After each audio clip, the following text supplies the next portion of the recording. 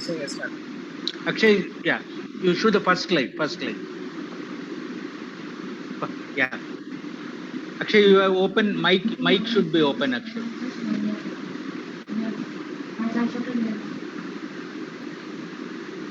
If there is a ceiling fan there, please switch it off because there's audio disturbance. I think Dr. Ismail needs to mute. Is it audible, sir? Now Now the it's yeah. fine. Now it's Yeah. fine. Yeah. Now you start presenting, Akshay, and Yes, take best wishes from everybody. He's a first year student who joined about 3 months back, and I told him this is one of the great opportunities to be present, and then it's so early, so you should do a good job and impress everybody and take their blessings. Akshay, the floor is yours. Go slow. There is no hurry. Okay, and sir. put it in the slideshow mode, please. Slideshow. Akshay, go to the slideshow mode. Yeah, this is now in. Is it okay, sir? Yeah, No, you slideshow. go to the slideshow, go down. There is a beer cup like thing. Open Yeah. that. Yes. Open that. So good evening to all teachers. This is inspiration for this topic is Dr. Setu Babu is my guide, and I'm glad to have a guide like him. So today's topic is esophageal ulcer, which is always a challenge for endoscopy. So we just recently had 2 months before a case of 35-year-old male who is complaining of dysphagia since 1 year.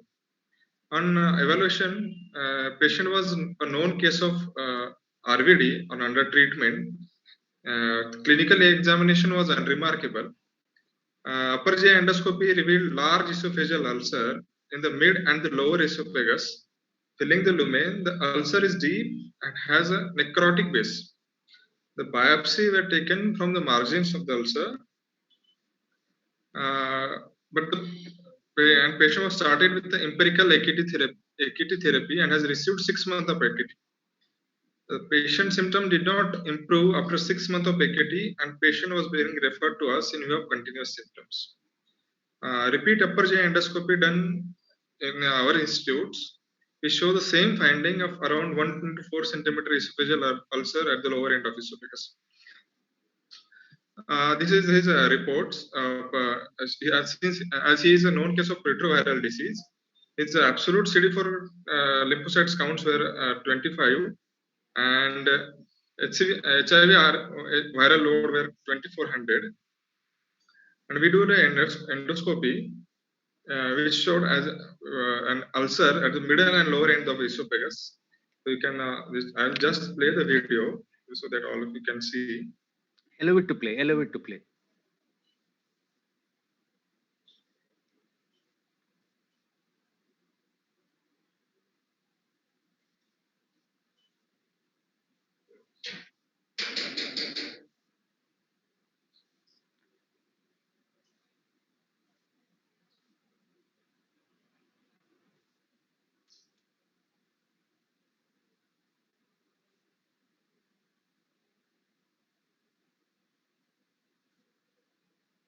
Yeah, you could see the large ulcer there, and that is the Large end of ulcer. the.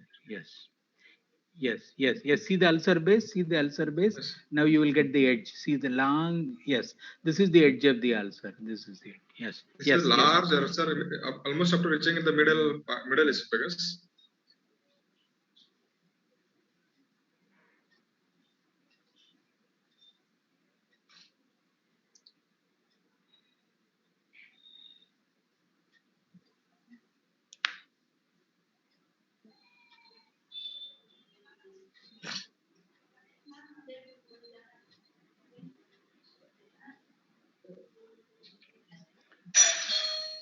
Yeah, you can stop and go. Yeah, I think it's okay. Maybe by the biopsy, right?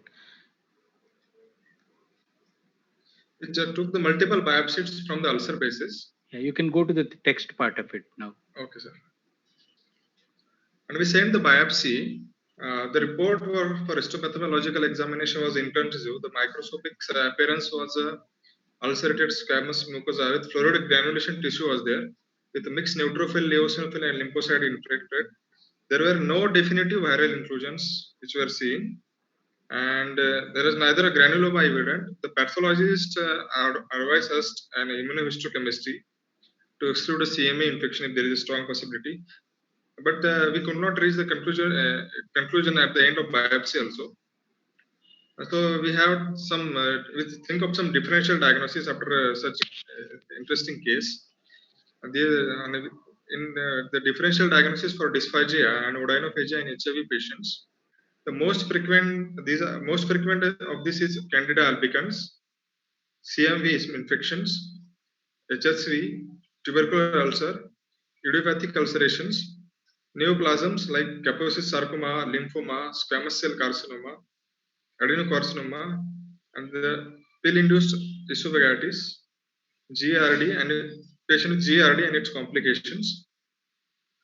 The most commonly infections which is responsible for causing ulcers in RVD patient is Candida albicans, and this infection often coexists with other disorders, and it may occur during primary HIV infection when there is a transient immunosuppression. Presence of oral thrush often predicts you to the concurrent esophagitis in patient with RVD patients. However, the absence of oral thrush does not exclude the possibility of esophageal candidiasis. Patient with esophageal candidiasis generally complains of substernal dysphagia. The dysphagia is the main complaint. Odynophagia, even if it is present, is usually not severe. The definitive diagnosis is usually established by an upper GI endoscopy, which reveals either focal or diffuse plaques in association with mucosal hyperemia and friability. The yellow or whitish curly appearance is highly diagnostic for the esophageal candidiasis. A well circumcised ulcer indicates a severe disease. And when you biopsy such patients, you may see a discommitted epithelial cell with typical appearing yeast forms, and you may see a fungal invasion is usually present in the superficial epithelium. So the candidiasis patient. Hello. Continue. Akshay, please unmute yourself. Akshay, open it.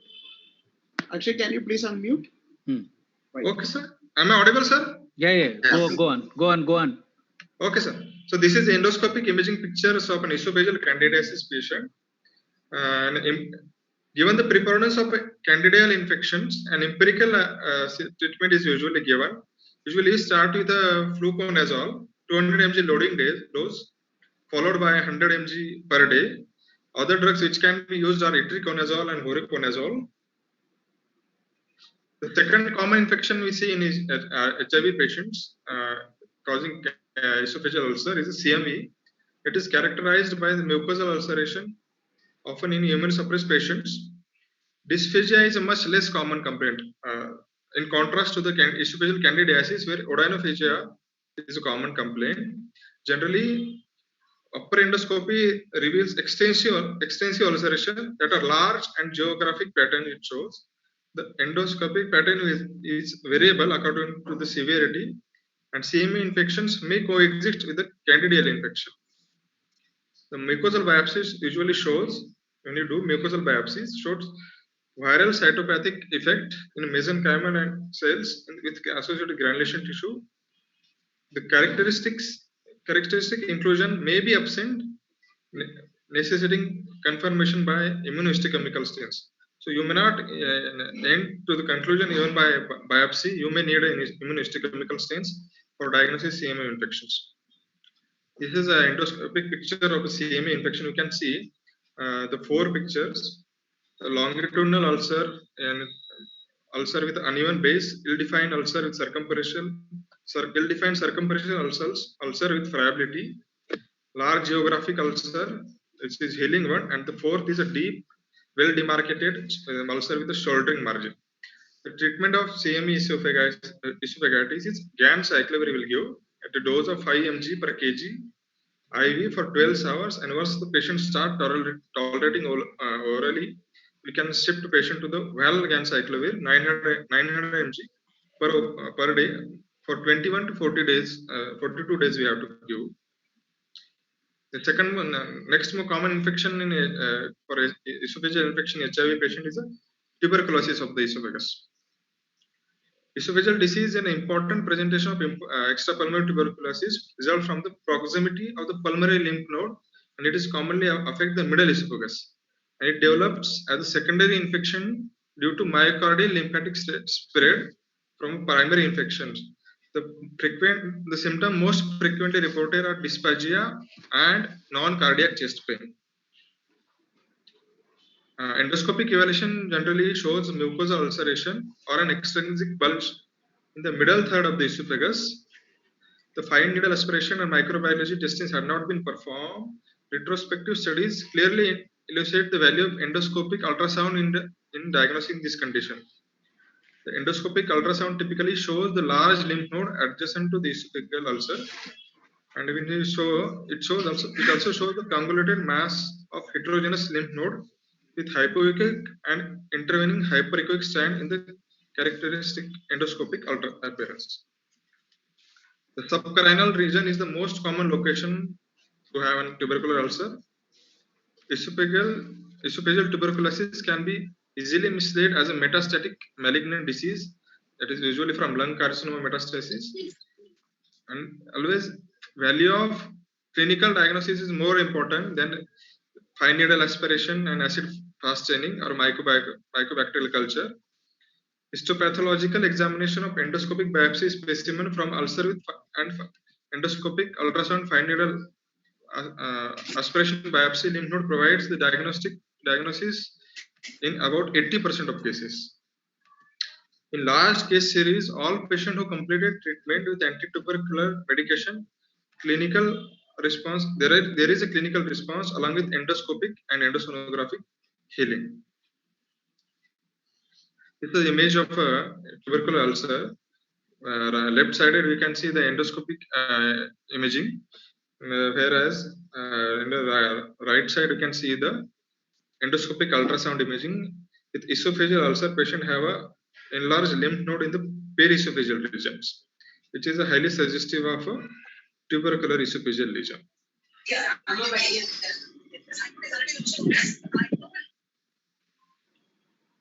This is a other imaging. CT scan showing a lymph node near esophagus and the other esophageal ulcers suggestive of tuberculosis. The other infection is a HSV infection. It is a in immunocompetent patients, herpetic esophagitis is usually due to HSV type 1. But however, a point to remember is that in retroviral disease patient or immunocompromised patient, esophagitis can be either due to HSV1 or it can be due to HSV2 also. The disease is similar to herpetic infections of other mucous membrane, as it forms initially the vesicles, it then bursts out to form a shallow ulcer, and finally they are coalesced to form a large diffuse shallow ulceration. The point to differentiate HSV esophagitis from CME esophagitis is that HSV esophagitis ulcer are usually superficial, whereas the CME esophagitis ulcer are usually large, deep ulcers. And the biopsy, when you took in such patients, usually you can find the histological finding of a multinucleate giant cell with ground glass nuclei, that is with eosinophilic inclusion bodies, that is Cowdery type 1 inclusion bodies, and that occupy almost half of the nuclear volume. The treatment for this patient is acyclovir. You will give 400 milligram per orally every 4 hourly for 7 days. This imaging pattern will show the HSV infection of the esophagus. You can see the diffusely distributed white or yellowish lesion initially in the form of vesicles. They will burst to form a shallow ulcer, and as the disease progresses, they will find the coalesce together to form a large ulcer. The point to note is that they are all superficial ulcers. They never go to deep, and in contrast to CME esophagitis, they are superficial, whereas CME esophagitis ulcer are large and deep ulcers. Other ulcers which can be seen in RVD patients or immunocompromised patient, the drug-induced ulcer, the doxycycline is one of the common drug which is responsible for causing such ulcer. It commonly occurs if we swallowed the pill without intake of water, and its common location is at the middle part of esophagus. Patient usually present with dysphagia and retrosternal chest pain after 2 to 3 days. Endoscopy usually reveals the focal and often annular ulcer in the middle part of esophagus. The treatment for this ulcer is antacids and sucralfate, and you can diagnose these patients based on your history. This is an imaging picture of a pill-induced esophageal ulcer. Usually, it affects the middle part of esophagus. It mimics the Crohn's disease. Besides doxycycline, other drugs like NSAIDs, biphosphonates, and some other drugs can also cause. And with chronic consumption of acid-rich foods such as caffeinated drugs, alcohols, and cigarette smoking can precipitate this type of ulcer by destroying the esophageal mucosa. Corrosive or caustic agents and ingested foreign bodies can also directly damage the esophageal mucosa in contact. The last but not the least, the clinical presentation and endoscopic is idiopathic ulcers. The clinical presentation and endoscopic appearance for this idiopathic ulcer is indistinguishable from esophageal CME infection. To diagnose an idiopathic ulcer, you should have endoscopically, you should confirm an ulcer, and that too by histopathologically. All other common causes should exclude, that CMV, HSV, by both histology and histochemical studies. And there should not be clinical or endoscopic evidence of GERD or pill-induced esophagitis. And mostly this patient with idiopathic ulcer will have a CD4 count less than 50. This is a endoscopic imaging picture of a idiopathic ulcer associated with HIV patient. We can see the multiple well circumscribed ulceration throughout the esophagus, which are evident on endoscopic view. Treatment for idiopathic ulcer is in more than 90% of patients is steroids. More than 90% of patients respond to steroid. Usually we give 40 milligram prednisolone. It is to be tapered over a period of 4 weeks. The basis for this glucocorticoid efficacy is unknown. When patient is not responding to glucocorticoids, the thalidomide is highly effective and may be curative when prednisolone fails. Other GERD patients can also have esophageal ulcer. Majority of patients with GERD esophageal ulcer have associated hiatus hernia or endoscopic evaluation. The lower esophageal sphincter usually lacks, and that's why the inhibiting there will be acid reflux, resulting in the exposure of the esophageal mucosa to the gastric acid content. Also, the repeated induced vomiting seen in patient with bulimia nervosa periodically cause exposure of the esophageal mucosa to the gastric contents, and it may lead to esophageal ulceration. Treatment for esophageal ulcer caused by GERD is to control is to acid suppression and promote peristalsis that will promote the internal mucosal healing. In other miscellaneous causes for the esophageal ulcer are some malignancies like Hodgkin's and various non-Hodgkin's lymphoma, Kaposi sarcoma, squamous cell carcinoma, and adenocarcinoma. In the end, to summarize, this is the chart which will summarize common causes of esophageal ulcer in RVD patients and their location. The HIV associated idiopathic ulcer usually affect the middle esophagus. It may be giant, it may be single or multiple, and the shape is oval, or it can be have a bigger depth or the profound depth also. CME infections usually occur at the inferior part of esophagus and esophagogastric junction. They are usually multiple. They may be small or they may be giant, but the point to note is they are oval in shape, superficial in depth, oval in shape, and have a deeper in depth. Herpetic infections are superficial, affect the superior esophagus. They are multiple, they are small, oval, or round in shape, and superficial in depth. The Candida is infections. They can be easily identified by their white and curdy looking. They are small inside, usually linear, and they are superficial. Thank you. Thank you, sir. So stop sharing the slides. You stop sharing the slide, minimize it, and then, yeah. So we will request Professor Jayanti Madam to make comments. And Ismail will make afterwards. Deepak, you can also make comments. Just wanted to find out, when you see the patient, what are your differentials? When you see one is dysphagia, and we know the differentials that would take place in patients who are on antiviral.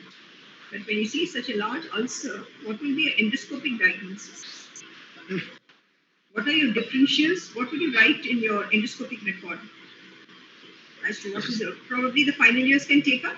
Dr. Varghese, your students can, because he's first. Yeah. We have What will be- Kurivula, Dr. Yeah. Kurivula and Dr. Praveen. Please Praveen, answer. yeah, Praveen, you can just answer what will be your differentials when you saw the endoscopy report. Dr. Kuruvilla or one of you. Ma'am, Dr. Praveen, ma'am. Okay, go ahead, please. For differential diagnosis in the background of retroviral disease, CME infection, CME ulcer is first possible. Second is malignancy ulcer can present like a large circumferential ulcer, malignancy.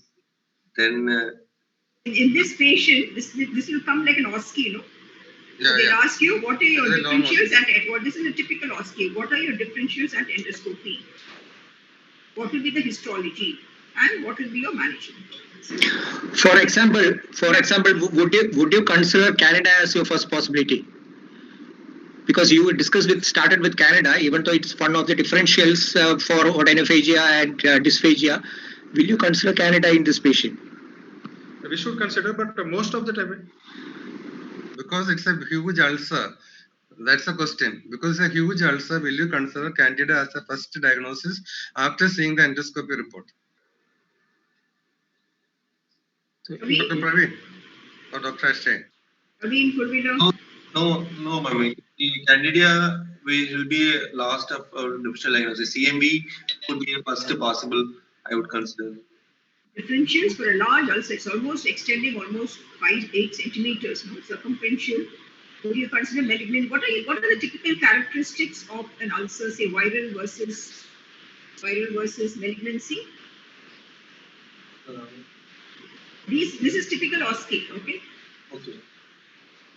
Usually, malignant ulcer will have a rounded heaped margin with necrotic base, which may be involving circumferential in the esophagus. Whereas the infective ulcers maybe sometimes they come as a multiple small ulcers with. How will you differentiate CMV, HSV, and EBV? Just tell us that. Usually, HSV ulcer will be multiple volcanic ulcers. They used to say will have multiple ulcers. You can see sometimes they can coalesce together and form single ulcer also. So in this patient, what will be your differential? So just tell you have to tabulate. They'll say what are your differentials and tabulate, and tell us what will be the histology. That will be the question here. Yes, ma'am. CMV, herpes infection, or malignancy like Kaposi's or lymphoma, Kaposi's sarcoma, or a malignant ulcer I will consider. Consider malignancy also. Yes, ma'am. I think idiopathic ulcers also will have to be considered because idiopathic ulcers are also known.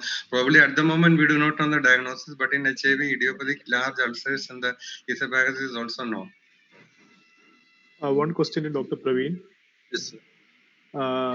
If you were the endoscopist, apart from taking biopsy, what other specimens would you acquire during your procedure? I would take for AFB staining or PCR for ruling out tuberculosis. Okay. And you have to take specimen for TB PCR, AFB culture, and also CMV tissue PCR can be done. Yes, CMV tissue PCR. Yes, sir, that also you can. I think the PGs should note down what are all the tests to be done when you do look at an esophageal ulcer.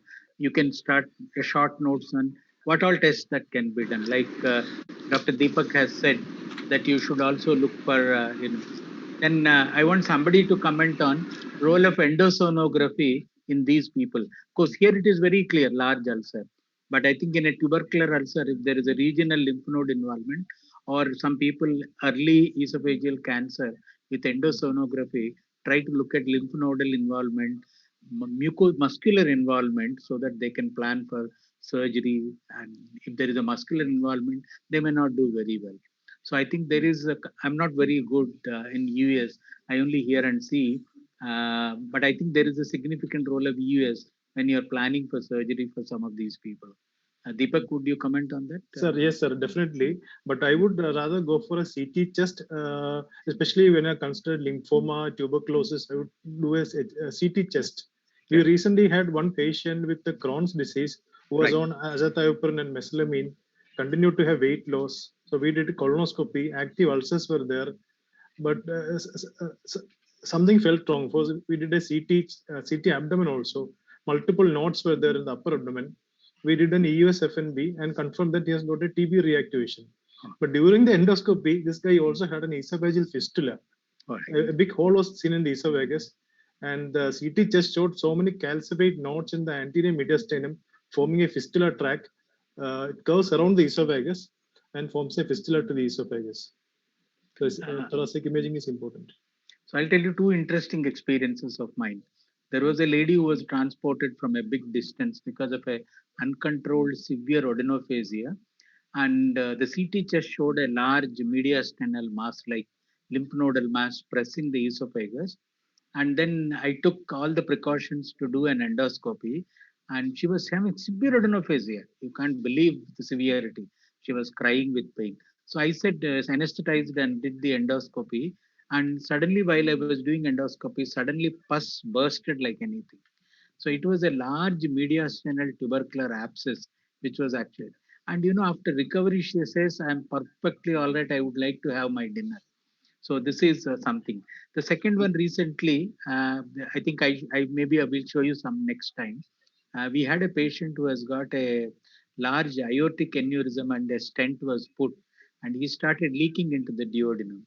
And so it is very important that you should know that when they put stent, now we have an esophageal ulcer which is actually esophago-aortic fistula. And yesterday I saw one journal article. They were applying multiple clips for an esophageal ulcer. While they were applying, even the atrium was caught. And now the patient died. The autopsy showed that the clips were actually catching the atrium. So I want you to be careful. Such funny things can happen when you do. It's very important. In an HIV negative patient, if you find large esophageal ulcers, what are the possibilities? Can any resident take up as a challenge? Because there is no point in we answering because we defend ourselves. Yeah.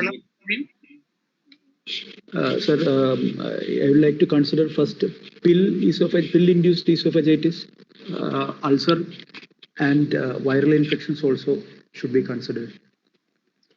Okay. Kurul, I just wanted to ask, do you know what drugs cause pill esophagitis? Doxycycline will be. Doxycycline. Why it causes? Because once you don't take, it will stuck inside the mucosa. Once you don't take water along, one glass of water along with the doxycycline, it can erode. No, but we only have. Everybody takes tablets. Does it happen with everybody? Capsule. It's a capsule. Everybody takes a capsule. Everybody takes a capsule. But why should it happen with doxycycline? Actually, if you see pill esophagitis, at least in Indian experience, 70 to 80% are related to doxycycline, and it appears as early as 3 to 4 days. So what happened? This doxycycline monohydrate, it is a very severe alkaline powder. So it produces almost a corrosive injury there. Now, the last one which I was about to tell is there was a boy who took active battery. That's a very big battery in the games. This is a 7-year-old boy.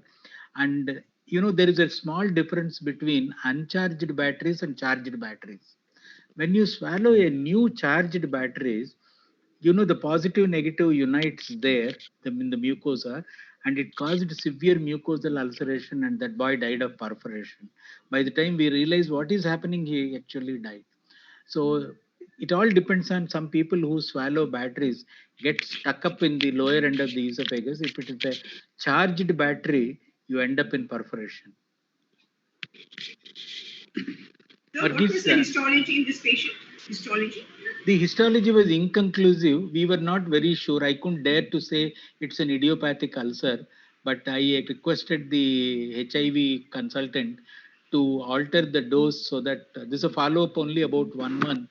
We thought we'll do an endoscopy after 6 weeks to find out. Maybe we can tell the follow-up in the next class, or maybe a couple of pictures. I'll send it to Varghese to show what happened. Any specific treatment was offered?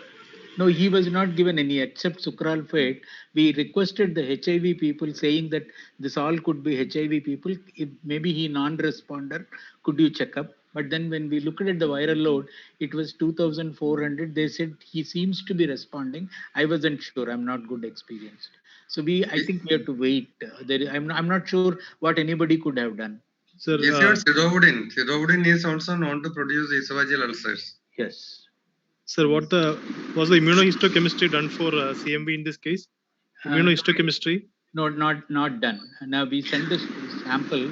I asked them. I think we'll get it. For the PGs, from where will you take the biopsies? For CMV from the base of the ulcer, and for HSV from the edge of the ulcer. So the dictum is that you should take both from the edges and also from the base. Otherwise, you can miss in the biopsies. That's a good point. Good point. Varghese, you will take over now. I think I don't know, Jayanti madam's concluding remarks to be. I think the differentials was well discussed. But I think exam going PGs just prepare in the form of an OSCE. What they will do is they'll keep this video and they will just say patient is retroviral infection case and this is the endoscopy. So what are your differentials? What would be your possible line of management? So the question is just this. It's a typical OSCE. So I think they should prepare that, and the literature was well described by Dr. Akshay. So I think a very good case for an OSCE as a short case. Yes, for a good description. Some of the differentials has to be excluded, like some of the esophagitis and all, usually they don't cause such large ulcers. In relation to HIV is what you have to discuss, and then you say unrelated to HIV. That will be two differentials there. How about that? Yeah. I think what Madam said is a point that you talk individual ulcer disease of the esophagus causing dysphagia. In a non-HIV patient, there would be slightly different in terms of allocating the priority of which could be the etiology. But I think what Akshay mentioned is all the various causes of dysphagia, which normally we encounter. You also look at the textbook. This is the best time. The best way to prepare is go back, check your Schlesinger or whatever you want to do. Go and write a short notes and make a algorithm how to approach a dysphagia.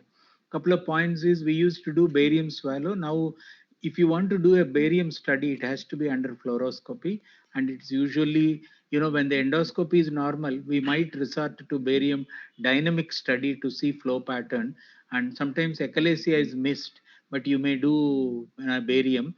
And of course, you extend your discussion on the manometry in different esophageal disorders. Today, we just concentrated on looking at esophagus as one of our target organ. And read about immunohistochemistry. I think that point was well taken. Immunohistochemistry in a patient.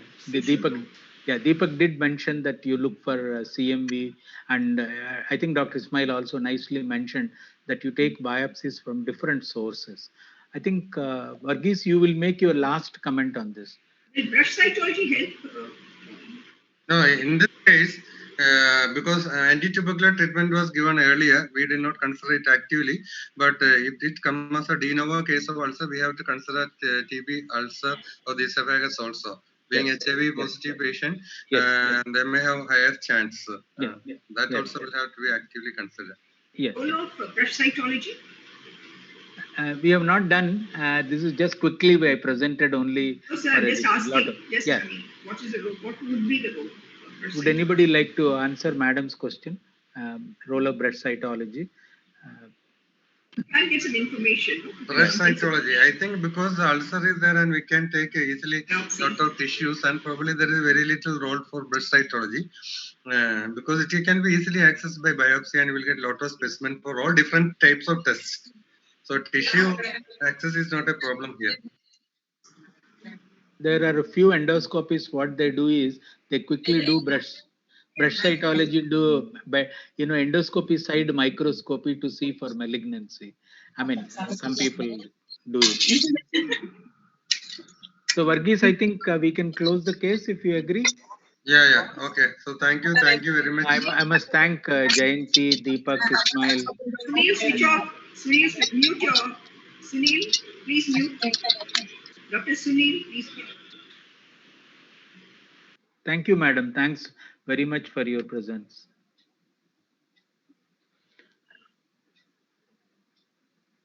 Now, can you see my slides? We can see it. Yes, sir, we can see it.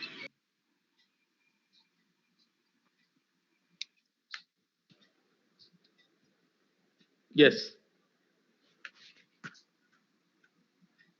Okay. Let me see. Now, next set is OSCE, and these OSCE sets are provided by Professor Seth Babu, and the questions will be asked by Professor Seth Babu, Dr. Ismail, Professor Jayanti, and Deepak also can ask questions. The first session of OSCE will be to Dr. Kuruvilla. Dr. Kuruvilla, are you ready? Sir, ready. Okay. Kuruvilla, take care. Just read carefully. Whenever an OSCE question is given, first read carefully. Make a scribble certain points before you jump at it. They give you exactly around 8 minutes to go through the whole thing. So plan your journey nicely. This is where it is going to happen. Couple of years from now, everything would be OSCE system. So read. Kuruvilla, you can read it loud so that others will also benefit. Okay, sir. Right. Case 1, a 39-year-old woman working as a teacher was seen in outpatient clinic for evaluation of progressive onset of jaundice and abnormal liver enzyme. She was essentially asymptomatic until 6 to 7 months ago, but complained of occasional itching. Her hepatitis is good and her weight has been stable. She denies any abdominal pain, fever, and chills. She also noted recent change in urine, which is darker, or stool color, which is paler. She has no other medical problems and is not taken any other medications. She has undergone laparoscopic cholecystectomy 2 years ago for pain right upper abdomen with the diagnosis of chronic cholecystitis, although no records are available. She recalls being jaundiced at that time, but she made a full recovery. There is no family history of liver disease or cancer. No history of ERCP before or after surgery. On examination, she looks well. Vital signs are essentially normal. She weighs around 60 kg. Her blood pressure and pulse are normal. There is no icterus. There is 3 centimeter smooth non-tender hepatomegaly. There is no splenomegaly. No free fluid in the abdomen. Cardiovascular system and respiratory systems were normal. So, sir, lab studies, hemoglobin is 14.7. Total count is 10,500 with the predominantly neutrophil of 54%, platelet of 1.25 lakhs, INR 1.3, bilirubin 3.8, predominantly conjugated. AST is 168, ALT is 185, alkaline phosphatase is 365, GGT is 187, and albumin is 3.8, creatinine is 1.4. Ultrasound on the abdomen showed hepatomegaly, no IHBRD, gallbladder not visualized, CBD not clearly visible, no splenomegaly, no free fluid.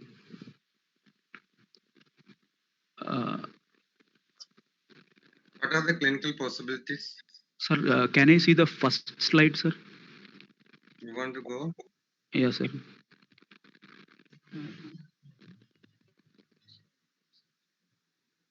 Are you seeing? Yeah, sir, I am seeing, sir. So in the exam, Get back. What are you dealing with? Just tell that. What are you dealing with? Sir, madam, she 39-year-old with a What are you dealing with? No more painless progressive jaundice, madam. What are you dealing with? She's having a painless progressive jaundice. What are you dealing with? Okay, madam. Painless progressive jaundice. So it is a intrahepatic cholestasis. Dealing with a cholestatic jaundice. You start off with Cholestatic that. jaundice. You are dealing with a cholestatic jaundice. Cholestatic jaundice. That can be. Intrahepatic or extrahepatic, madam. That's all. Since Now there is no differentiate. abdominal, Now differentiate between the two. since there is no abdominal pain, I would like to rule out the extrahepatic, and I would like to consider intrahepatic since it is a painless progressive jaundice with itching. What are your differentials for intrahepatic? Predominantly, I will initially consider a viral etiology in this, madam. 39-year-old. I would like to consider hepatitis B. No, madam, Hepatitis you B. continue, madam. Continue, madam. You are a very tough and good examiner, madam. Madam, You are an examiner. So so viral etiology is the one I would like to consider, madam. Hepatitis B and C. What will be the clinical picture? Can you consider viral in this patient? Come on. Madam, It is usually 6 there to will be a prodromal phase followed by This is a patient who had 6 to 7 months history. other differentials also. I would like to consider autoimmune etiology or primary biliary cirrhosis also, and autoimmune hepatitis also. Kuruvilla, I'll give you a small tip. Okay, Whenever you want to make your diagnosis, okay, sir. Give your first possibility number 1. Okay. Why the possibility is possibly correct and why the possibility not correct. You go step by step. You can consider all possible diseases in this case. Okay, now, sir. there are a couple of clues in this, which is that she had a post-cholecystectomy Dr. stage. Sethu Babu, just one Madam. minute.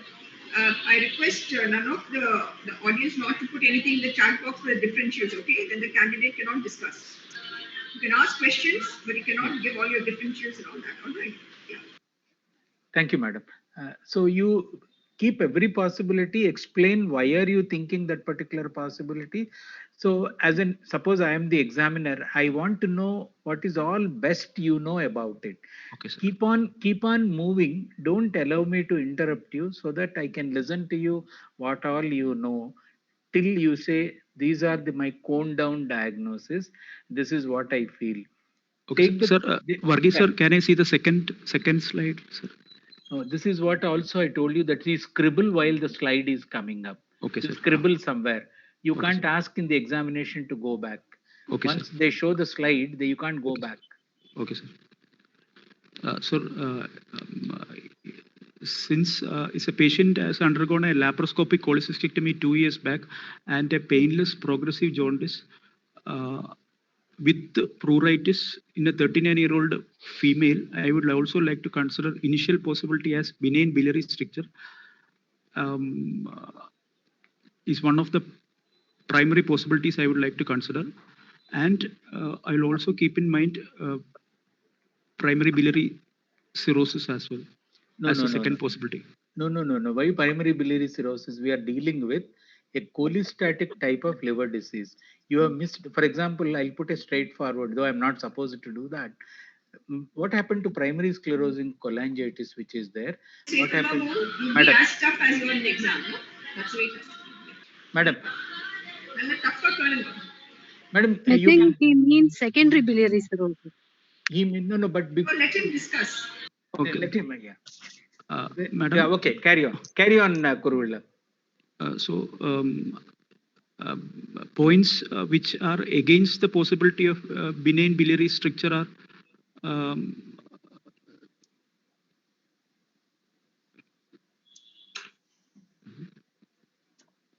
Kuruvilla, say points in favor first, followed by okay, points sir. against Okay. it. So benign biliary stricture is a history of 6 to 7 months following post cholecystectomy with the painless progressive jaundice with the cholestatic picture with the history of pruritus and altered color of urine and stools. Most important is it is temporarily associated. Okay, madam. Temporary. That's first possibility because it is temporarily associated. All the symptoms started after a certain period after cholecystectomy. Okay. And you initially told extrahepatic as well as it could be intrahepatic also cholestasis. Intrahepatic cholestasis. Only one the feature which differentiates extrahepatic and intrahepatic. Abdominal That is pain. cholangitis. If patient has a history of cholangitis, that means the cause is extrahepatic cholestasis. So this patient did she ever have a history of cholangitis? She doesn't have any history of any cholangitis. Any fever with chills, that is No, no. acute cholangitis, or any smoldering cholangitis like No tiredness, fever with chills. Okay, No fever. proceed. loss of appetite. Okay. Dr. Kuruvilla, are you there? Sir, I'm there. And another possibility I would like to consider is I would like to know any hepatitis C is also one of the possibilities I would like to consider in this patient. Yeah, where are you talking about hepatitis C? I think he's going. Who's the other person? Praveen, take over. Yes, ma'am. Praveen, please.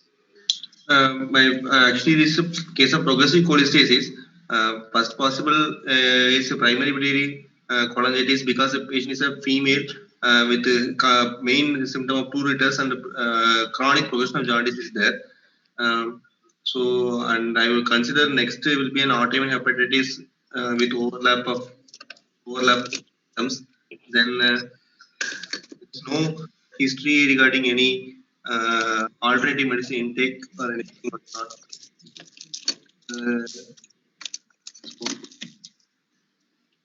Then The other intrahepatic causes. Can it be benign recurrent intrahepatic cholestasis? Benign recurrent, the presentation is to have recurrent episodes from childhood. This is the first attack. Can it be granulomatous hepatitis? Granulomatous. You have to consider all. First and foremost, as Dr. Sethi Babu said, you have to keep talking. If you don't talk, that's it. Even in OSCE, there is one last case is always virtual. Not virtual, I mean, you're in person. So that time you have to keep talking. I considered intrahepatic for the following reasons. I considered extrahepatic for the following reasons. My differentials for intrahepatic are these. Ones favoring intrahepatic are these, and therefore my differentials are these. Unless you speak, with one case you'll just be hanging on for. Dr. VT, Dr. Sethi Babu. Can you, Praveen and Kuruvilla, can I propose cholangiocarcinoma, which is a slow-growing lesion? Can I consider cholangiocarcinoma? I don't want to miss it. Very well known. Sir, age group and no is against the presentation, sir. The absence of cholangitis will make me uncomfortable to make a benign biliary stricture because they're often accompanied by cholangitis-like picture. You need to tell me some other possibilities like, having had a cholecystectomy, could there be a CBD stone? Could there be a stricture of the CBD? Could there be a primary sclerosing cholangitis? Or is it a cholangiocarcinoma? That forms one group taking cholecystectomy as madam said, you also think of cholestatic liver parenchymal diseases which mimic like a like a obstructive jaundice, which includes autoimmune hepatitis, granuloma. If you look at the lab, you might change your opinion, but until now, in the examination discussion, you must go on giving me a lot of data which starting with 1, 2, 3, 4, scribble in one point, start saying everything. Then I know that you know many things. So I don't want to fail at all at any cost. I want to pass you. So all my questions. When madam said, for example, is it possible to have granulomatous hepatitis? Think for a minute and say, yes, it is possible because of this reason. For example, cholestasis is less common in a granulomatous hepatitis. So again, so you use certain words which can help you in the examination. Okay. Okay, sir. Dr. Deepak here. Last but not the least, so am I audible? Yeah, please. Sir, I think as last possibility, we can also consider infiltrative liver disease like lymphoma, leukemia, sarcoid, and amyloidosis. So any constitutional symptoms. Yeah. Yeah, if you don't have, for example, in this case, data like ultrasound or MRCP or ERCP, for a clinical discussion, you need all these things to be considered so that I know as an exam appearing candidate that you have so much of subject with you. That's what gives me impression. One thing I want to say is this is Rajesh. So jaundice is a very late event in PBC. So I don't think you should put it as a first in the first list. PBC also very rare here. Yeah, Very it's rare. rare and True. very late. Jaundice occurs quite late with failure and all.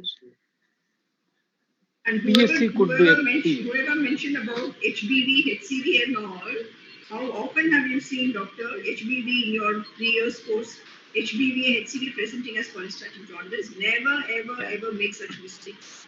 Very important. There'll be no questioning after this, I'm telling you. I'll be very firm and strict on this. There'll be no questioning after this. They'll say, how many cases of HCV have you seen as cholestatic? Please do not make such mistakes. Never, ever make such mistakes. Can we proceed? Yeah, sir, Varghese sir, you should proceed. We are actually stuck. I think we made a very good comments. What madam said, I just want to reaffirm. Don't bring B and C into this. Keep it at the end. If somebody asks a question, don't bring into discussion in a typical cholestatic post cholecystectomy case like this. Okay, go ahead. Sir, how will proceed further? Initially, I would like to do an ultrasound examination, and ultrasound examination already done showed hepatomegaly, no IHBRD was there. What will you do? Alphas and gamma GT is elevated. What's your next investigation? Alphas. I would like to. Mild elevation of AST/ALT, mild missing of, and at 1.3 I think was INR. So what is your conclusion with the LFT? What is your conclusion with LFT? Cholestatic pattern, madam. What cholestatic? What is predominant here? Alphas and gamma GT is striking. Predominant. Striking. So what investigation will you do now if you want to take over? When the ultrasound is normal, that means you almost excluded extrahepatic. So now in intrahepatic, when will you get raised alphas and gamma GT? What's the next investigation of choice? I would like to do further imaging in the form of MR, Come on, yeah. What lab investigations will you do here? You're always after lab. Please, not imaging, no imaging. What investigations will you do? What were your differentials? Intrahepatic. What other investigations will you do to come to a diagnosis? Patient has hepatocellular in combination with raised alphas and gamma GT. So what's the next investigation? Could you do some autoimmune markers, for example? Sir, autoimmune markers, sir. We'd like to do anti-SMA, anti-LKM, and anti-LC1 with ANA. The first one you missed. ANA with ANA. ANA and SMA for. First and foremost, you asked for serum IgG. IgG. That's the first investigation you asked, no? So you need to know what's the albumin and globulin. So what was the globulin in this patient? I don't remember. What was the globulin? Sir, globulin. Globulin is not mentioned here. Yeah. I know albumin is 3.8. I don't know what was the globulin. Okay, what all investigation will you do, Dr. Kurula? What do you think you will do? Sir, autoimmune workup including IgG as a possibility. Then other investigation I would like to do is liver biopsy to look for to find out the cause of intrahepatic cholestasis. Information you get on liver biopsy? Madam, since we are considering the possibility of autoimmune hepatitis, When you are considering what are the possibilities? interface hepatitis, autoimmune hepatitis, features of interface hepatitis, Serology is viruses. negative. Serology is negative, then? Madam, If pardon? serology is negative. Okay, madam. Serology is negative, then I have to liver biopsy, and in the liver biopsy, I looked for interface hepatitis, erythropoiesis. Dr. VT just help him. Mr. Ismail. Rosetting and. You're all examiners. So all of you help him. So in a liver biopsy in such a patient with cholestatic symptoms, a simple straightforward autoimmune hepatitis will not be our first diagnosis. It has to be an overlap. We have to look for other features, whether there's a cholestatic, chronic cholestatic syndromes, whether there's any sclerosing cholangitis, whether there's an evidence PBC, of autoimmune, PBC, all those secondary PBC, biliary cirrhosis, florid, all those things. PBC, florid duct lesions will be there, sir. In PBC, along with autoimmune hepatitis, if you are suspecting overlap syndromes. Percentage of PBC present with cholestatic jaundice? Less than 20%. 20%. What is the Less most than common 10%. what is the most common presentation of PBC? Fatigue. When will you suspect PBC? Middle-aged woman comes with fatigue, madam. Then? Pruritus. Pruritus. Okay. Then some extra articular presentation, extra manifestations. Continue. Then, madam, that is a liver biopsy finding I would like to look for, followed by to rule out PSC, I would like to look for imaging of the ductal in the form of MRCP. Like to find out any structures. Can it be an IgG4 cholangiopathy? IgG4 level, IgG4 cholangiopathy is also a possibility, madam. Intrahepatic cholestasis with presentation can be there. Can it be AIDS-related cholangiopathy? These are all the things that you have to discuss and understand. Okay, madam. Okay, madam. IgG4 and all can present just like this. Okay, madam. Particularly the MRCP finding an IgG for cholangiopathy. Multiple strictures with dilatation, sir. Okay. What will be that of a sclerosing cholangitis? Both intrahepatic and extrahepatic strictures with upstream dilatations. Okay, strictures and dilated areas. Okay. Now look at this MRCP and try to interpret. Okay, upstream dilatation, okay? You don't describe upstream. You get some dilatation and some strictures. Okay, sir. Okay, madam. Okay, madam. Like bleeding. It may also be a small duct and large duct disease. It can be a simple intrahepatic multiple strictures also, if it is a small. Finding here. Madam, perihilar area seems to be obscured, suggestive of lesion. So what do you think? Is it? What do you think of the disease now? Is it? It's not a stricture, sir. Why do you say it is not a stricture? It can be. Yes, can be. Long, more than 2 centimeter. It is fairly longer than what you expect in a stricture. Yeah, longer, sir. Okay. So what are the other differential diagnoses? Perihilar cholangiocarcinoma, sir. So cholangiocarcinoma, yes. Any other differentials?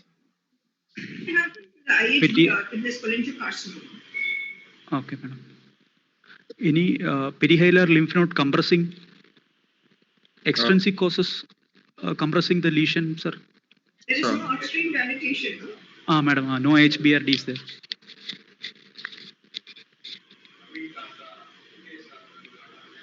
Can we have the next slide, sir? I mean, MRCP picture shows irregular narrowing localized to the common hepatic duct and the hilum. Feature is consistent with the hilar structure, commonly associated with cholangiocarcinoma and rarely sclerosing cholangitis. What next?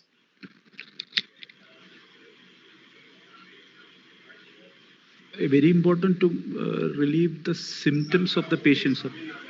So can you do some tumor markers? Okay, sir. See, prognostic values, sir. No, you don't worry about it. When I ask a question, okay, sir. Then look at the question, and okay, then sir. You suddenly I saw you missed the answering. You might quickly jump and say, I might get some positivity with CEA, CA99. All these things could be falsely elevated or falsely not. I mean, negative also. But again, I want you to know that you know it. I'm not depending on that. Actually, that case and this picture may not correlate to, since it's an educational exercise, we brought in this. I just prepared this for an educational exercise. Now Okay, sir. you know that PSC and cholangiocarcinoma quite often overlaps. So Okay, sir. I would have expected you to say, how do we make? So can we use tumor biomarkers as one? And can I get a tissue for histopathology? How do I get the tissue for histopathology in this case? I would like to do since it's a perihilar lesion with the ERCP with cholangioscope with brush cytology. I would like to get the tissue biopsy from this for this patient, sir. Can you do CT guided? CT guided, yes, sir. CT guided, yes. CT guided, we can do CT guided. So all the you should Okay, sir. mention. Okay, sir. Yeah. Okay, sir. If it is cholangiocarcinoma, what type of cholangiocarcinoma? What type is it? I think, sir, intraductal papillary. No, basically this is a perihilar cholangiocarcinoma. So what type? The bismuth type. Oh, bismuth. Okay, sir. Bismuth. Wait. One.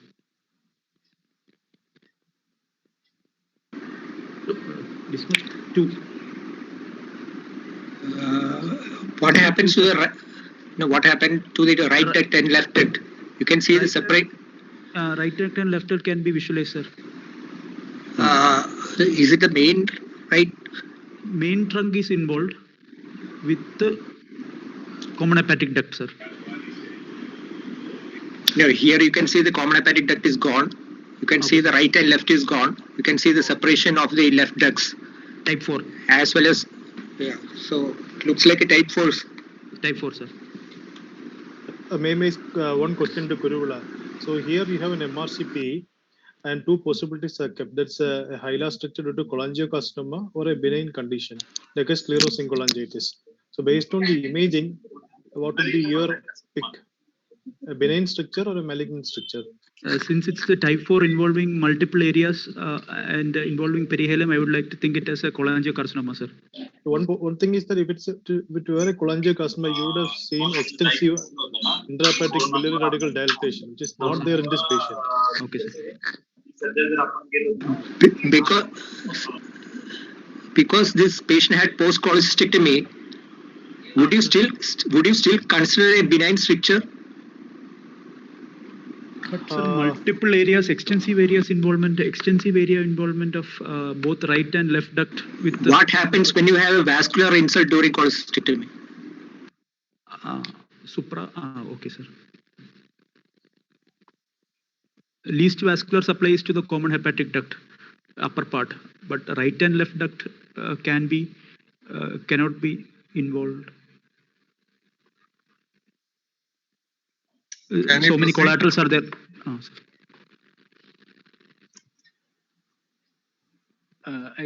You also need to learn a bit about saying something about use of spy class in these people. Some may be aggressive. Some people might do to have a direct histology from the tumor if it with a spy class. Okay. So Jan, are you there? Yes, sir. I am not able to forward the slides. You may please project from the other side. Okay, sir. Anything else to be discussed in this case? How do you confirm the diagnosis? He said ERCP blood cytology and cholangioscopy biopsy. Okay. Any role for EUS? Yes, I think the answer should be yes. Yes, and, sir. Probably what all the residents should do. Now you saw how difficult sometimes what is seen is so simple, appears to be direct, but when the questions are asked, we don't have some very, very good positive answers. We always funk. Yes, this is possible. Yes, that is possible. Even now, we don't have a very good answer to say, no, this is all primary sclerosing cholangitis. This is all cholangiocarcinoma. So all these things, I think we still have. So we need to have a better, answer for all these things. So I want you to, learn more about these things and have a positive answer in the examination. So may I make a question to my co-faculty? Yes, sir. This patient had a cholecystectomy and has cholestatic jaundice. The ultrasound does not show intrahepatic biliary radical dilatation. Hmm. So just like Jayanti madam asked, should we have gone for this autoimmune panel antimitochondrial antibody, that is serology testing, or the MRCP? Which one should we have? Should the student have presented next from a student's perspective? Yeah, if I am examiner, as Jayanti madam said, you must complete all the possible serological tests which are there and what would be likely to happen. Suppose the first test which madam wanted, the immunoglobulin levels and ANA, if they are positive, he changes his direction towards a liver biopsy. But if both are negative, he would change his direction to MRCP. That's my answer. Okay, sir. I Can think the you- hierarchical order of doing the investigation should be strictly followed in the examination. Okay, sir. So what Kuruvilla did was he didn't go in and out. He you could see Kuruvilla who's now are you appearing for the exam now, Kuruvilla? Somewhere Yes, down? sir. I'm somewhere down. Now I wanted to, like, a true teacher. You see, it's such a common case how you got stumbled. Every day you see these kind of cases. But suddenly in the examination, when so many people are asking questions, your entire thing wasn't very confident. You know probably everything. I'm not saying you do not know. But putting them in an order, convincing me that you know so much was missing. And then suddenly